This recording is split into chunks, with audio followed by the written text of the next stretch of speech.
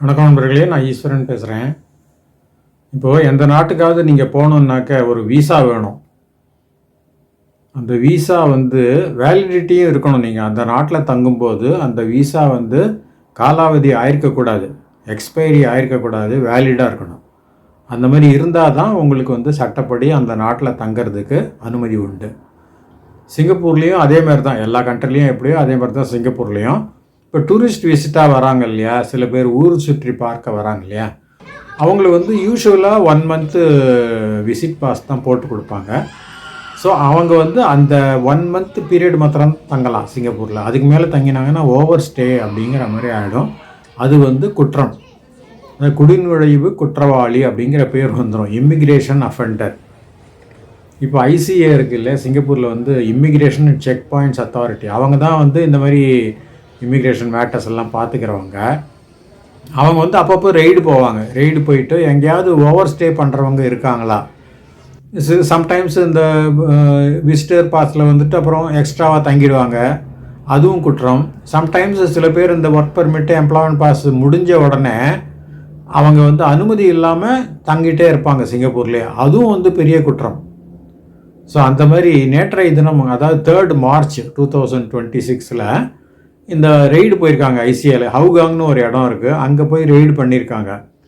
அதில் பார்த்திங்கன்னா ஒரு 13 பேர் பிடிபட்டிருக்காங்க. இவங்க எல்லாமே இந்தியன் நேஷ்னல்ஸ், இந்திய நாட்டவர் தான். இந்த 13 பேரில் 11 பேர் ஆண்கள், 2 பேர் பெண்கள். அதை தவிர இன்னொரு ஆள் அவரும் இந்தியர் தான், இந்தியன் நேஷ்னல். அவர் இவங்க தங்கிறதுக்கு ஏதோ வீடு ஏற்பாடு பண்ணி கொடுத்துருக்காரு. ஸோ அவரையும் பிடிச்சிட்டாங்க.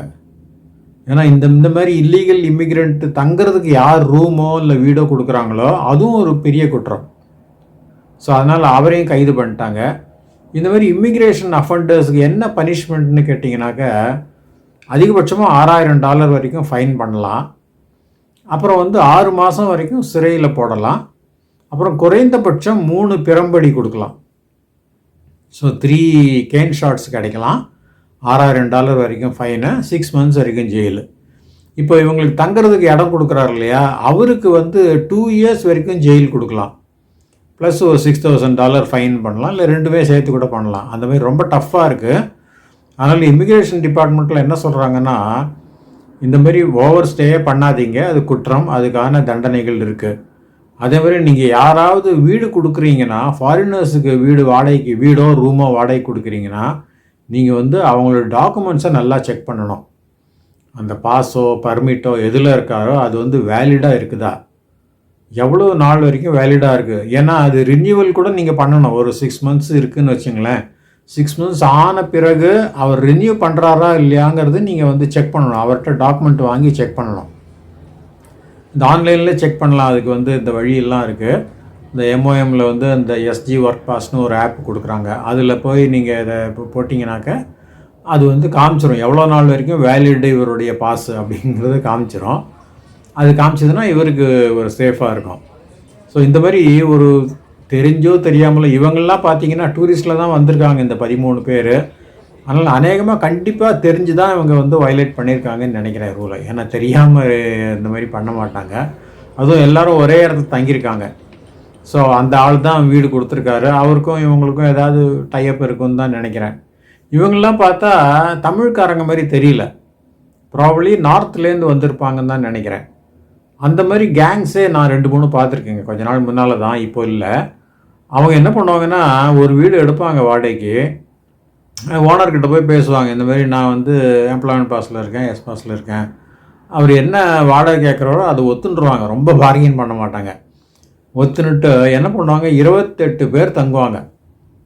அதில் ஓனர்கிட்ட சொல்கிறது நாங்கள் 3 பேச்சுலர்ஸ் தங்குறோம் அப்படிம்பாங்க.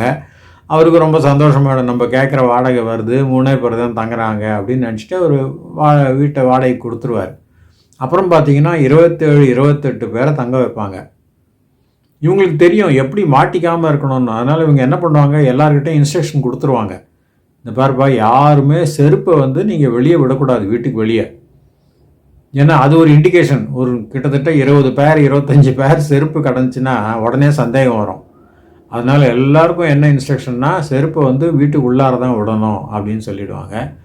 அதே நேரம் யாருமே வந்து இந்த சும்மா அந்த காரிடரில் நின்றுட்டு ரோட்டை பார்க்குறது, வேடிக்கை பார்க்குறது அதெல்லாம் கூடவே கூடாது. எல்லோரும் வீட்டுக்குள்ளே தான் இருக்கணும். சத்தம் போட்டு பேசக்கூடாது, அது ஒரு கண்டிஷன். சத்தம் போட்டு பேசக்கூடாது. யாருக்குமே அண்டை வீடுகளுக்கெல்லாம் நீங்கள் இருக்கிறது தெரியவே கூடாது, அந்த மாதிரி இருக்கணும். டைட்டாக மூடிடணும் ஜன்னலெல்லாம், வாசக்கதவு ஜன்னல் கதவு எல்லாத்தையும் டைட்டாக மூடிடணும். இப்படி இந்த மாதிரிலாம் இன்ஸ்ட்ரக்ஷன் கொடுப்பாங்க அவங்களுக்கு. ஏன்னா அப்போ தான், ஏன்னா அவங்களாம் புதுசாக வந்திருக்காங்க, அவங்க வந்து ஓவர் ஸ்டே தான் பண்ணுவாங்க அநேகமாக. நம்ம வந்து சந்தேகம் வந்துடும், மாட்டிப்போம், அதெல்லாம் தெரியாது அவங்களுக்கு. அதனால் இங்கே ஆல்ரெடி இருக்கிற ஆள் என்ன பண்ணுவார்னா இந்த மாதிரிலாம் இன்ஸ்ட்ரக்ஷன் கொடுத்து வைப்பார். இந்த மாதிரி நிறையா நம்ம பார்த்துருக்கோம். அதுக்கப்புறம் வந்து கொஞ்சம் வருஷம் முன்னால், மேபி ஒரு 15-20 வருஷம் முன்னால் ஒரு மோசடி வேலை நடக்குங்க. அதாவது எப்படின்னு கேட்டிங்கன்னா, மோஸ்ட்லி லேடிஸ் இன்வால்வ்டு தான் இதுக்கு. ஒரு லேடி வந்து டூரிஸ்ட் பாஸில் வருவாங்க.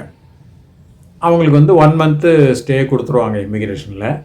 ஸோ அவங்க வந்த உடனே என்ன பண்ணுவாங்க, இது ஒரு சிண்டிகேட்டே இருக்குது, இந்த மாதிரி குரூப் ஆஃப் ஏஜென்ட்ஸ் இருக்காங்க, அவங்க தான் எல்லாத்தையும் மேனிப்புலேட் பண்ணுறது. அவங்க என்ன பண்ணுவாங்க, இந்த லேடிக்கிட்டேருந்து பாஸ்போர்ட்டை வாங்கிட்டுருவாங்க. வாங்கிட்டு வித்தின் தட் 1 மந்த் பீரியடில் இன்னொரு லேடி ஆல்ரெடி ஓவர் ஸ்டேயில் இருப்பாங்க, அவங்கள வந்து இந்த பாஸ்போர்ட்டில் ஏற்றி விட்ருவாங்க. இப்போ ஊருக்கு இந்தியாவுக்குன்னா அவங்கள வந்து அவங்க தான் இந்த லேடி அப்படின்னு சொல்லிட்டு பாஸ்போர்ட்டில் வந்து ஏற்றி விட்ருவாங்க ஃப்ளைட்டுக்கு. அப்போல்லாம் ரொம்ப இந்த பயோமெட்ரிக்ஸ் அதெல்லாம் கிடையாது. நான் தான் மகேஸ்வரின்னு சொன்னால் அவங்க ஒன்றும் பண்ண போகல, பாஸ்போர்ட்டில் மகேஸ்வரின்னு பேர் இருக்குது. ஆனால் இவங்க வந்து லோகேஸ்வரியாக கூட இருக்கலாம். ஸோ அந்த மாதிரி மாற்றி மாற்றி பண்ணுவாங்க. ஸோ இவங்க வந்து ஓவர் ஸ்டே பண்ணுவாங்க. மேபி ஒரு 9 மந்த்ஸ் 10 மந்த்ஸ் வரைக்கும் இல்லீகலாக வேலை செய்கிறது. சில இதுகளில் வந்து வேறு மாதிரி வேலையும் பண்ணுவாங்க. அதுக்குன்னு வராங்க சில பேர், சைனாலேருந்து தான் வருவாங்க. ஸோ அந்த மாதிரி இருக்கும்போது 9 மந்த்ஸ் 10 மந்த்ஸ் ஆனவுடனே இவங்க வந்து technically she is a overstayer and subject to punishment. அந்த டயத்தில் என்ன பண்ணுவாங்க, இன்னொரு லேடியை கொண்டு வருவாங்க இந்தியாவிலேருந்தோ சைனாலேருந்தோ. அந்த லேடியோட பாஸ்போர்ட்டில் வித்தின் 1 மந்த்து இந்த லேடியை அனுப்பிச்சிடுவாங்க, இங்கே ஓவர் ஸ்டே பண்ணுற லேடியை அனுப்பிச்சி விட்ருவாங்க. So she will go back as a genuine person. ஏன்னா அந்த பாஸ்போர்ட்டில் இவங்க பேர் வந்து அந்த பேராக மாற்றிக்க வேண்டியது தான், அதில் போயிடுவாங்க. அதுக்கப்புறம் அவங்க ஓவர் ஸ்டே ஆகும். இந்த மாதிரி போயிட்டே இருக்கும், ஒரு சீரியல்லாம் நடந்துகிட்டே இருக்கும். அதான் எப்படி மாட்டாமல் இருந்தாங்கன்னு தெரியல. ஏன்னா அந்த டயத்தில் வந்து ஒரு 20 இயர்ஸ் முன்னால் இந்த அளவு ஒரு டெக்னாலஜிலாம் வளரல. இந்த மாதிரி ஃபுட் பிரிண்ட், ஃபிங்கர் பிரிண்ட் எடுக்கிறது, இல்லை ஃபேஷியல் ரெக்கக்னிஷன் பண்ணுறது, இந்த மாதிரி பயோமெட்ரிக்ஸ் எல்லாம் ரொம்ப கிடையாது. ஸோ அவங்க ஃபிசிக்கலாக பாஸ்போர்ட்டை பார்ப்பாங்க, நீங்கள் தான் இதுவான்னு கேட்பாங்க, ஆமான்னு சொன்னீங்கன்னா போயிட வேண்டியதான். அந்த மாதிரி இருந்துச்சு. ஆனால் இப்போ இருக்கிற காலகட்டத்தில் எல்லாமே மாறி இருக்கு, டெக்னாலஜிலாம் ரொம்ப அட்வான்ஸ் ஆகிடுச்சு. எல்லாமே வந்து ஒரு high degree of digitalisation, computerisation அந்த மாதிரி இருக்குது. ஸோ இது வந்து எதுவுமே ஏமாற்ற முடியாது. ஸோ இந்த மாதிரி ஓவர் ஸ்டே பண்ணுறவங்க பார்த்திங்கன்னா எவ்ரி இயர் வந்து ஒரு 450-500 பேர் வரைக்கும் ஓவர் ஸ்டே பண்ணுறாங்க, மாட்டிக்கிறாங்க அப்படின்னு தான் தகவல் கொடுத்துருக்காங்க மினிஸ்ட்ரியில். அதே நேரம் வந்து இன்னொரு 450-500 பேர் வந்து மாட்டாமல் இருக்காங்க, எங்கேயோ ஒளிஞ்சிருக்காங்க. அதாவது நீங்கள் டூரிஸ்ட்டாக வரீங்கன்னா உங்களுடைய எங்கே தங்க போகிறீங்க அந்த அட்ரஸ்லாம் கொடுப்பீங்க நீங்கள். இப்போது இந்த டூரிஸ்ட் அந்த 1 மந்த் முடிஞ்சிடுச்சு, அதுக்கப்புறம் வந்து நீங்கள் ஓவர் ஸ்டே பண்ணுறீங்கன்னா நீங்கள் அட்ரஸை மாற்றிடுவீங்க. எந்த அட்ரஸ் தங்கினீங்களோ அந்த அட்ரஸை நீங்கள் அதை வெக்கேட் பண்ணிட்டு வேறு எங்கேயா போயிடுவீங்க. ஸோ அவங்களுக்கு வந்து ட்ராக் பண்ண முடியாது, நீங்கள் எங்கே இருக்கீங்க ஏன்னா ஏது ஒன்றுமே தெரியாது அவங்களுக்கு. அந்த மாதிரி இருக்கும். இப்போ கூட அந்த மாதிரி நடக்கிறது நிறைய பேருக்கு. ஆனால் எப்படியாவது கவர்மெண்ட்டுக்கு யாராவது டிப் ஆஃப் கொடுத்துட்றாங்க. டிப் ஆஃப் கொடுத்தாங்கன்னா போச்சு, வந்துடுவாங்க ரெய்டுக்கு. அவங்களே இந்த இமெயில் அட்ரஸ்லாம் கொடுத்துருக்காங்க, நீங்கள் இந்த மாதிரி அஃபண்டர்ஸ் உங்களுக்கு தெரிஞ்சதுன்னா நீங்கள் வந்து எங்களுக்கு தகவல் கொடுக்கணும் அப்படின்னு சொல்லியிருக்காங்க. இதன் மூலம் நிறைய பேர் வந்து இந்த தகவல் கொடுப்பாங்க, அதை வச்சு அவங்க ரெய்ட் பண்ணுவாங்க. அதனால் இந்த மாதிரி ஒரு இமிக்ரேஷன் அஃபண்டராக மாறவே கூடாது. அதாவது நம்ம வந்து நம்மளை யாரும் எதுவும் பண்ண முடியாது, பிடிக்க முடியாது, நம்ம தப்பிச்சிடலாம் அப்படின்னு நினைக்கவே கூடாது இப்போ இருக்கிற காலகட்டத்தில். அதனால தான் அதே நேரம் இப்போ ரூமு வீடெல்லாம் வாடகை கொடுக்குறாங்க இல்லையா, அவங்களும் ரொம்ப ஜாக்கிரதையாக இருக்கணும். அதுவும் குறிப்பாக இந்த வயசான தமிழ் பெண்மணிகள் இருக்காங்க இல்லையா, அவங்க வந்து வீடு வச்சுருப்பாங்க, HDB வீடு 2 பெட்ரூம் 3 பெட்ரூமோடு வச்சுருப்பாங்க. அவங்கள தான் இந்த ஓவர் ஸ்டே பண்ணுறவங்க, இல்லீகல் இமிக்ரெண்ட், அவங்க என்ன பண்ணுவாங்க, அப்ரோச் பண்ணுவாங்க.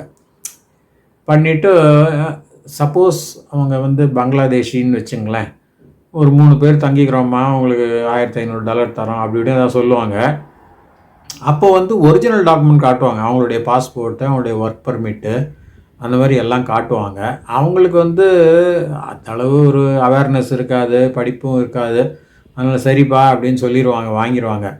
அதுக்கப்புறம் என்ன பண்ணுவாங்கன்னா, இந்த 3 பேர் 4 பேராக சேர்ந்து வருவாங்க. அதில் வந்து அதே ஆளுங்க வரமாட்டாங்க தங்குறதுக்கு. அவங்க வந்து வெளியே போயிடுவாங்க. வேறு இந்த ஓவர் ஸ்டே பண்ணுறவர் இடையில பூந்துருவார். பூந்துட்டு அவர் பாட்டில் இங்கே தங்கிட்டு இருப்பார். இது பிடிபட்டதுன்னா அந்த லேடிக்கு மினிமம் 6 மந்த்ஸ் ஜெயில் உண்டு. அவங்க ஓனராக இருந்து ஈவந்தோ எனக்கு படிப்பு இதெல்லாம் கிடையாதுங்க, எனக்கு தெரியல அப்படின்லாம் சொன்னால் ஒத்துக்கவே மாட்டாங்க. ஏன்னா இந்த இமிக்ரேஷன் ஓவர் ஸ்டேயருக்கு வந்து யார் இடம் கொடுக்குறாங்களோ அவங்க மேலே வந்து அவங்க கவர்மெண்ட்டில் வந்து ரொம்ப ஒரு குறியாக இருக்காங்க. இவங்களை பிடிச்சாதான் நம்ம வந்து இந்த இல்லீகல் இமிக்ரெண்ட்ஸை தடுக்க முடியும் அப்படின்னு சொல்லிட்டு, நீங்கள் எவ்வளோ வயசான பெண்மணியாக இருந்தால் கூட 6 மாதம் ஜெயில் தான் உண்டு. அதனால் வீடு வாடகை கொடுக்குறவங்க யாராக இருந்தால் கொஞ்சம் பார்த்துங்க. எல்லா டாக்குமெண்ட்டும் செக் பண்ணி அதே ஆள் தான் தங்குறாரான்னு பார்க்கணும். ஏன்னா வரும்போது ஒரிஜினல் டாக்குமெண்ட்டை காமிச்சிருவாங்க. அதுக்கப்புறம் அந்த ஆள் தங்க மாட்டாங்க. வேறு யார் இப்போ பங்களாதேஷ்காரங்க வந்தால் நம்ம தமிழ் வயசான பெண்மணியாக இருந்தால் அவங்களுக்கு வந்து இந்த முகத்தை வச்செல்லாம் ஐடென்டிஃபை பண்ண முடியாது. ஏதோ தங்குறாங்க விட்டுருவாங்க. அதனால் அதில் ஒரு இல்லீகல் இமிக்ரெண்ட்டும் இருக்கலாம். அதனால் இதெல்லாம் கொஞ்சம் ஜாக்கிரதையாக இருக்கணும். அப்போ தான் வந்து நம்மளை காப்பாற்றிக்க முடியும். ஸோ மீண்டும் சந்திக்கலாம். நன்றி, வணக்கம்.